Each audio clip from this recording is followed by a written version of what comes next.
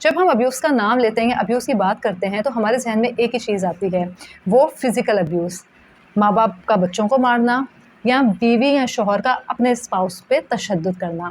لیکن ایک اور ابیوز کی قسم ہے جو ہے emotional abuse. As an educational psychologist جب ہم ابیوز کی بات کرتے ہیں تو دونوں طرح کی ابیوز ہمارے معاشرے میں کامن ہے۔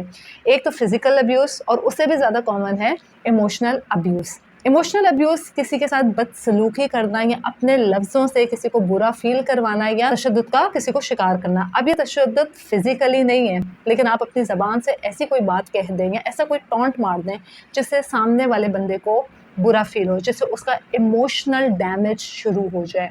اب یہ چیزیں ہماری سوسائٹی میں اتنی کامن ہیں کہ ہم اس چیز کو ریئلائز یا آئیڈینٹیفائی کر ہی نہیں پاتے کہ ایموشنل ابیوز ہے کیا اور اس کے کانسیکوینسز کیا نکل سکتے ہیں، اور ہم کیسے اپنے آس پاس کے لوگوں کو، اسپیشلی اپنے بچوں کو یا اپنے پارٹنر یا اسپاؤس کو اس ابیوز کا شکار کر رہے ہیں۔